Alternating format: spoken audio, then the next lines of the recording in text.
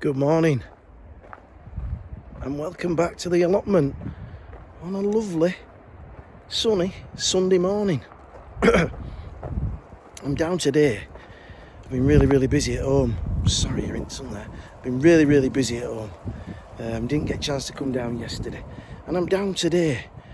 And you know, I'm sure you get that feeling sometimes when you come down to allotment and you can't be bothered. And it's one of those days where I just can't be bothered. So, what I'm thinking is, I'm going to do not very much. So, I'm going to walk down to the bottom and I'm going to burn this cardboard. And I'm sure you're thinking to yourselves, oh, hang on a minute, can I turn it round? What's going on? Oh, I'll turn it that way, look. There we go. I'm going to burn all this cardboard. And I know you're thinking, well, that'd be great for composter. I have saved some. That's in there. And over in here. But I've got absolutely loads. And these are from some of the kitchen units. So I'm going to get that fire going. And then I might just start and clear out that big shed. I wanted to wash the greenhouses, to be fair, on this day because it's lovely, but I forgot to bring a bucket down. So let's get cracking and get this fire going.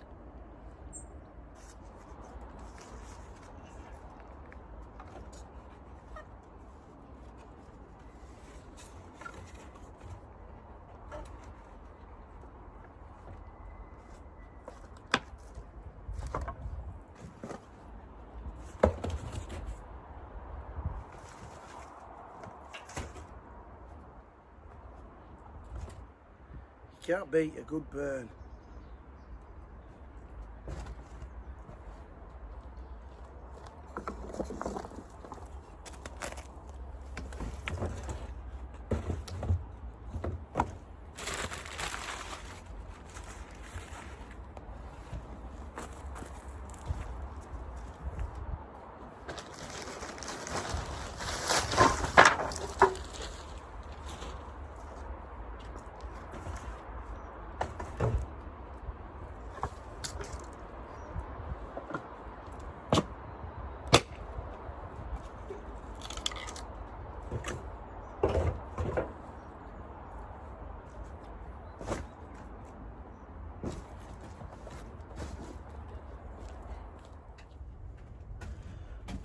So while that takes a hold, I'm going to try and sort out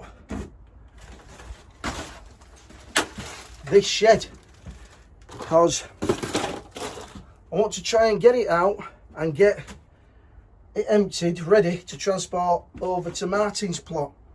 Now, I'm moving on to a smaller plot and I'm sure there's a lot of people out there the same. Got absolutely thousands and thousands of modular trays, 4s, 6s, and what I'm going to do while I'm doing this is I'm going to take stock of what I need. I'm only going on to one plot. I'm not going to need all that many, so I'm going to be really ruthless and just keep what I need and a few spare. Anything over that I'll try to give away. If not, they'll have to get recycled at home in the bin. But the plan is to move all the stuff that I need out of here into the sun shelter, which is next door. And then, I'll come in and do that. And then, once I've got the greenhouse, the large greenhouse clear, what I'll be doing then is moving everything from there into the large greenhouse. And then when I'm ready, after building the log stores, I can dismantle the sun shelter and put that on the end of the plot and build a storage facility to house all my pots, propagators and the like. So I'm not feeling it today. I'm having to push myself. But let's crack on. No, we'll get done looking at it.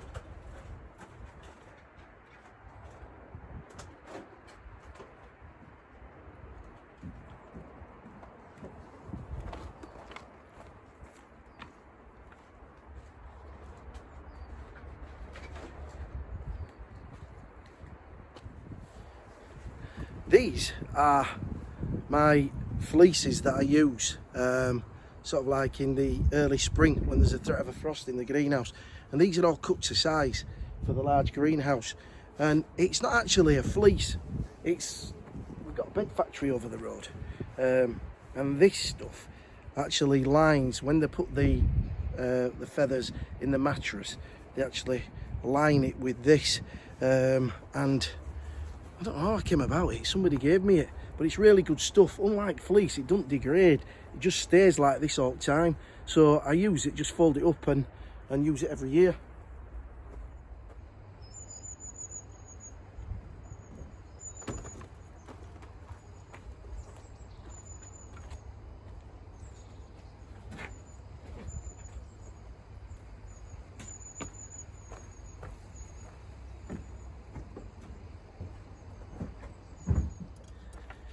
It's amazing what you come across when you're emptying a shed out. This is a system that I used to use with my business. And what we do is we put these, we've got some planting pods. Have we got any to hand? 2 seconds.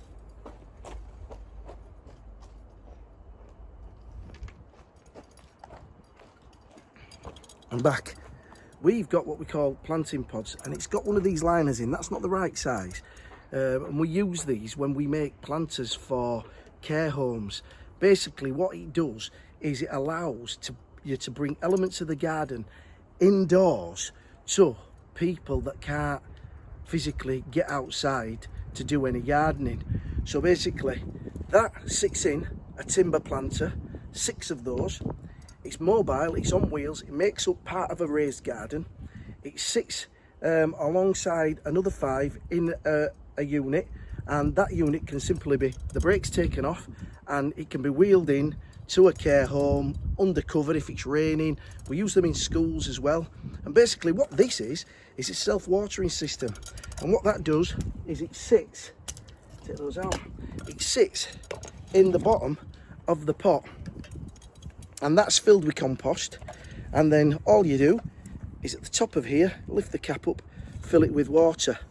You know it's full when this float bobs up and lets you know. So it self-waters basically. But if you want to know more about our growing system that we devised for care homes really, but schools use it, let me know, and I'll do something a little bit more in depth in a future video. If you don't like spiders, look away now. Look at the size of that one there. Come on, where's it gone? There it is. Wait. Look at that. Look at it.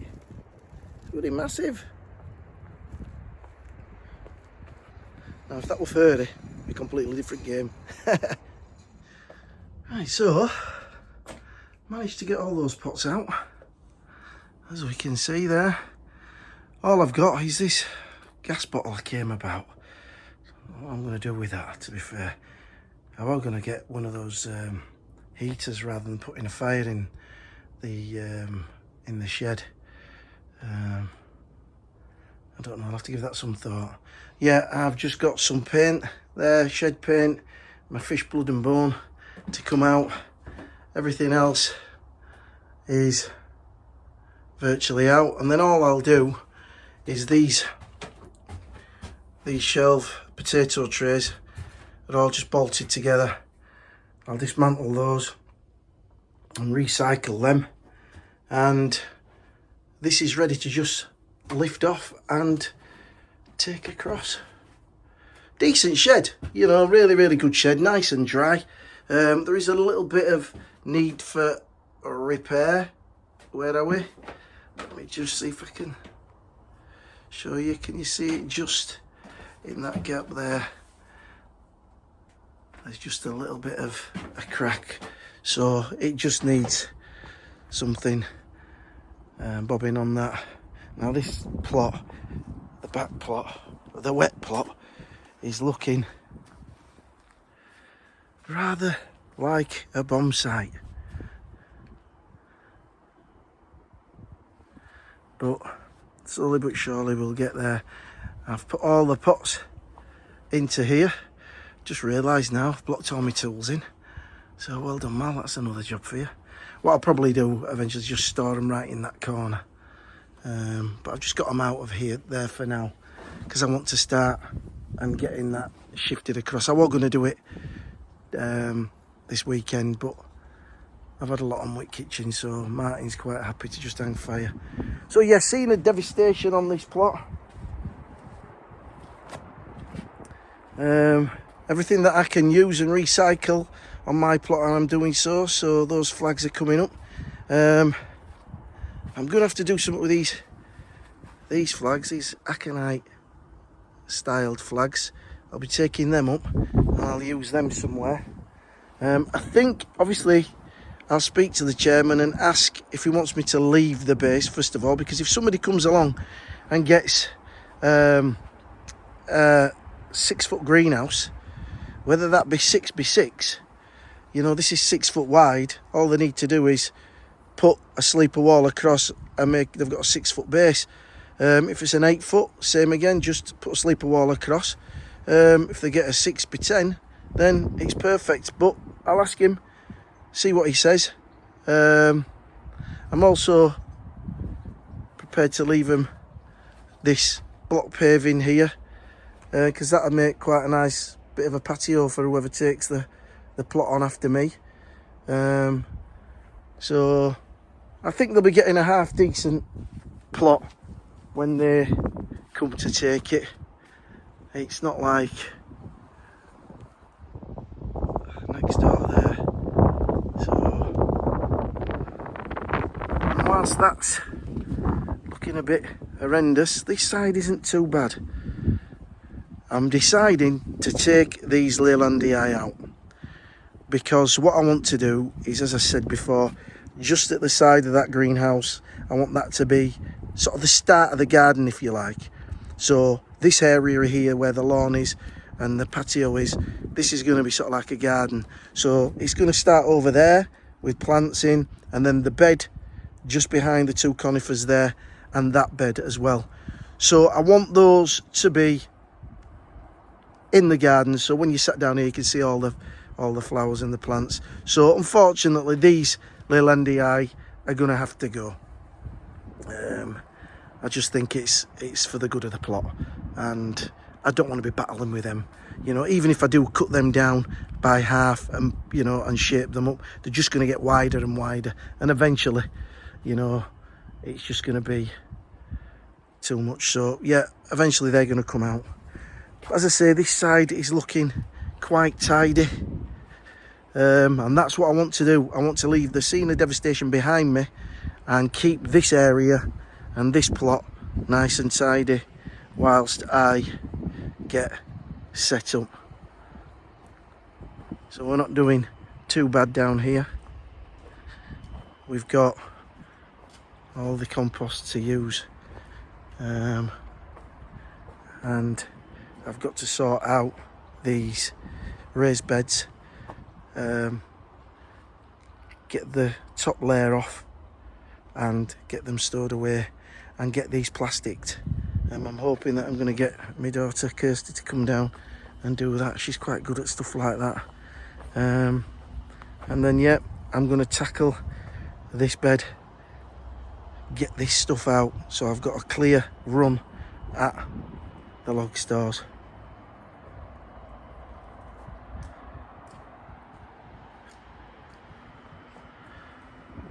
Look at that sky. One or two fluffy white clouds, but it's an absolutely glorious day. And you know what? There's Margaret at the back of me. She's on. We've got a couple of plot holders on the bottom end on, and that's it. So there's about 4 of us. 4 of us. You're never going to get a better day than this to be on an allotment, even if it's just for a couple of hours. Well, that were a quick little video from me today. Just to let you know where we are.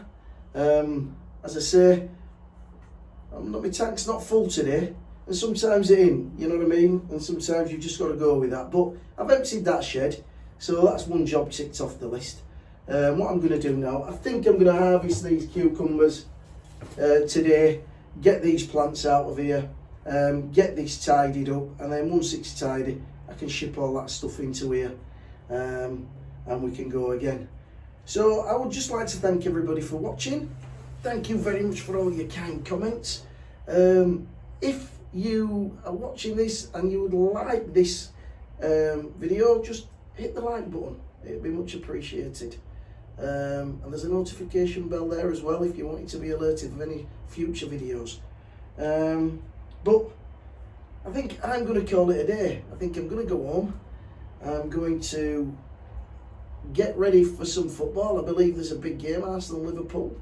I'll be watching that intently, and have a couple of pints and just relax after a really busy week. So until the next time, take care, have a great week, and happy growing.